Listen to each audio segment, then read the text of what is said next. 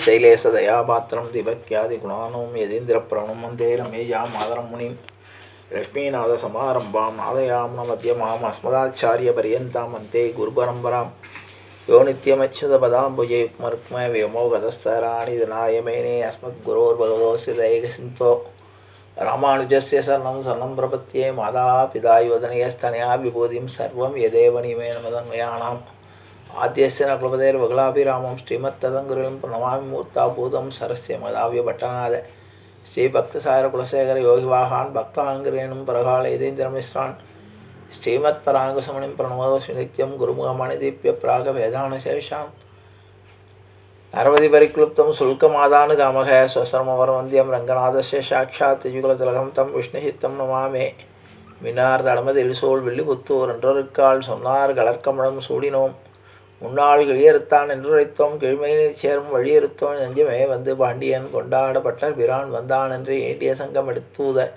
வேண்டிய வேதங்களோதி விரைந்து கிளியறுத்தான் பாதங்கள் யாமுடைய 10 பல்லாண்டு பல்லாண்டு பல்லாயிரத்தாண்டு பலகோடி ஆயிரம் அல்லாண்ட தெந்தோள் மணிவன் உன் செவடி செவ்விதற்காப்பு அடியோ மோடும் நின்னோடும் பிரிவின்றி 1000 பல்லாண்டு வடிவாய் நின்வள மார்பினில் வாழ்கின்ற மங்கையும் பல்லாண்டு வடிவார்ந்தது வளத்துறையும் சுடராழியும் பல்லாண்டு வடிபோல் புக்கு முழங்கும் அப்பாஞ்ச சஞ்சமும் பல்லாண்டே பல்லாண்டென்று பவித்திரனை பரமேட்டியை சாரங்கம் என்னும் வில்லாண்டான் தன்னை வில்லிபுத்தூர் விட்டு சித்தன் விரும்பிய சொல் நல்லாண்டென்று நவிண்டுரைப்ப நமோ நாராயணாயவென்று பல்லாண்டும் பரமாத்மனை சூழ்ந்திருந்து ஏத்துவர் பல்லாண்டே ஆண்டாள் திருவடியிலே சரணம் ஆழ்வார் திருவடியிலே சரணம் ஆச்சாரியன் திருவடியிலே சரணம் ஜீயர் திருவடியிலே சரணம் அப்பன் சுவாமிகள் திருவடிகளே சரணம். எல்லோருக்கும் என்னுடைய பணிவான நமஸ்காரங்கள். நம்முடைய ஆன்றோர்களாலும் ஆச்சாரிய பெருமக்களாலும் அபிமானிக்கப்பட்ட அபிமான ஸ்தலங்களை ஒன்றன் பின் ஒன்றாக கண்டு வருகிறோம். அவற்றுள் இன்றைய தினம் 89வது நாம் காண இருப்பது வராகலட்சுமி நரசிம்மர் கோயில். இந்த கோயிலானது சிம்மாச்சலம் என்ற மலையில் அமைந்துள்ள ஒரு நரசிம்மர் கோயிலாகும். இந்த கோயில் ஆந்திர மாநிலத்தில் உள்ள விசாகப்பட்டினத்திற்கு அருகில் உள்ள கடற்கரையோரம் உள்ள ரத்னகிரி மலையின் வனப்பகுதிக்கு நடுவில் அமைந்துள்ளது. இது 108 அபிமான ஸ்தலங்களில் ஒன்றாக கருதப்படுகிறது. மலையடிவாரத்திலிருந்து மேலே செல்வதற்கு வண்டியில் 20 நிமிடம் பிடிக்கிறது. படியில் ஏற செல்ல விரும்புவோர் கிட்டத்தட்ட 1000 படிகள் ஏறி மேலே போய் பெருமாளை தரிசிக்கலாம். திருமால் வசித்த வைகுண்டத்தின் வாசலை 2 காத்து வந்தனர். அவர்களுக்கு துவாரபாலகர், அதாவது ஜெய விஜயர் என்ற பெயர். திருமாலை வணங்கும் பொருட்டு அங்கிருந்து வந்த முனிவர்களை இவர்கள் தடுத்து நிறுத்தி துன்புறுத்தினர். இதை அறிந்து விஷ்ணு பகவான் அவர்களுக்கு சாபம் வழங்கினார். முதலாவது வாயிற்காப்பன் இரண்ய கசிபு என்று அரக்கனாக பிறந்தான். இன்னொரு வாயிற்காப்பன் இரண்யாசகன் என்ற பெயரை பெற்றான். இரண்ய கசிபு தன்னுடைய தனவ வலிமையினால் தேவர்களை வென்று தானே கடவுள் என்று அனைவரையும் வணங்கச் சொன்னான். இரண்யகசிபுவின் மகனாக பிறந்த பிரகலாதன் பிறந்தான். பிரகலாதன் கசிபு கஷ்ட காலங்களில் நாரதர் பல உதவிகளை செய்ததால் நாரதர் வளர்ப்பில் பிரகலாதன் வளர்ந்தான். நாரத முனிவரால் பிரகலாதன் விஷ்ணு பக்தனானான். ஆனால் தன் நாட்டில் உள்ளோர் அனைவரும் தன்னையே வணங்க வேண்டும் என இரண்யகசிபு உத்தரவிட்டான். அதை அவன் மகன் ஏற்காமல் விஷ்ணுவை வணங்கி வந்தான். பிரகலாதனை பல விதத்தில் துன்புறுத்த ஏற்பாடு செய்தும் விஷ்ணுவின் கருணையால் காப்பாற்றப்பட்டான். இந்த கதை தெரியும்.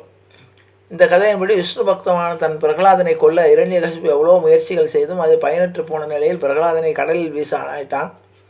ஆனால் அவ்வாறு வீசும்போது விஷ்ணு அந்த மலை மீது இறங்கி பிரகலாதனை காப்பாற்றினார். அதுதான் சிம்மாத்திரி, இன்று சிம்மாச்சலம். முனிவர்கள் பக்தர்களின் வேண்டுகோளின்படி வராக நரசிம்மராக அங்கேயே குடிகொண்டார்.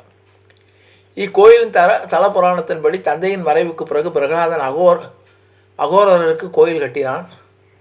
அதன் பிறகு அந்த யுகத்தின் முடிவில் கோயில் கேட்பாரற்று அழியத் தொடங்கி மூலவரை பற்றி சுற்றி மணல் குவிந்தது. அடுத்த யுகத்தில் சந்திர வம்சத்தை சேர்ந்த புரூரவன் என்ற மன்னன் தெய்வீக சக்தியால் அந்த இடத்துக்கு வந்து அந்த சிலையை கண்டெடுத்து அழிவுற்ற கோயிலை மீண்டும் கட்டினான்.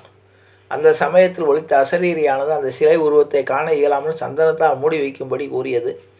ஆண்டுக்கு ஒரு முறையே அவருடைய உருவை வெளிப்படுத்த வேண்டும் என்றும் கட்டளைத்தது. அதுபோலவே இன்று வரை சந்தனமேனியுடனே நரசிம்மர் காட்சியளிக்கின்றார். வைகாசி மாதம் வளர்பிறையில் 3ஆம் நாள் சந்தனப்பூச்சி விளக்கப்பட்டு நரசிம்மரின் உண்மை தரிசனம் காட்டப்படுகின்றன. சோழன் குலோத்துங்கனின் 11ஆம் நூற்றாண்டு கால கல்வெட்டுகள் இக்கோயிலை பற்றி குறிப்பிடுகின்றன. 13ஆம் நூற்றாண்டு கீழை கங்க மன்னர்கள் இந்த கோயிலை விரிவாக்கியுள்ளனர். கோயிலில் உள்ள மூலவரின் சிறப்பம்சம் அது வராக நரசிம்ம அவதாரங்களின் அடையாளமாக உள்ளது. கோயிலின் சிற்பங்களும் கட்டிடக்கலையும் ஓர் அரிய பாணியை கொண்டதாக அமைந்துள்ளது. கருவறைக்கு இடப்பக்கம் கப்பஸ்தம்பம் என்ற தூண் மணிகளாலும் பட்டு துணிகளாலும் அலங்கரிக்கப்பட்டு உள்ளது. இதற்கு கீழே சந்தான கோபாலரின் எந்திரம் இருப்பதாக கூறப்படுகிறது. அதனால் இதை கட்டிக்கொள்பவர்கள் புத்திர பாக்கியம் பெறுவர் என்றும் பக்தர்கள் நம்புகின்றனர். கோயிலின் முதன்மை வாயில் கலிகோபுரம் என்று அழைக்கப்படுகிறது. கோயில் வளாகத்தின் நடுவே கருவறை உள்ளது. அதற்கு நடுவில் ஒரு சிறிய மேடையில் மூலவர் சந்தனப்பூச்சியுடன் கூடிய லிங்கம் போல காட்சி தருகிறார். வைகாசி மாதம் சந்தனப்பூச்சி அகற்றப்பட்டு அவரின் மெய்யான உருவம் வெளிப்படுத்தப்படுகிறது. இதில் அவர் திரிபங்க தோரணையுடன் 2 கைகள், காட்டுப்பன்றியின் தலை, சிங்கவால், மனித உடல் ஆகியவற்றுடன் காட்சி தருவார். இரு பக்கங்களும் ஸ்ரீதேவியும் பூதேவியும் கையில் தாமரையுடனும் ஆண்டாள், லட்சுமி, ஆழ்வார் ஆகியோருக்கு தனித்தனி சன்னதிகள் உள்ளன. கோயில் விழாக்களில் ஆண்டுக்கு ஒரு முறை வரும் கல்யாண உற்சவம், சந்தன யாத்திரோற்சவம் ஆகியவை முக்கிய வைபவங்களாக பக்தர்களால் போற்றப்படுகிறது.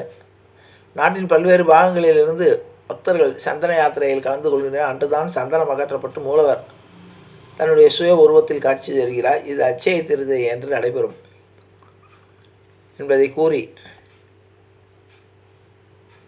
லட்சுமி வராக நரசிம்மரை வணங்கி அவருடைய அருள் பெறுவோம் என்று கூறி நிறைவு செய்கிறேன். ஜானகி காந்த ஸ்மரணே. ஜெய் ஜெய ராமராம். சத்குரு மகாராஜ்கி ஜெய். அஞ்சனேய மூர்த்திகி ஜெய்.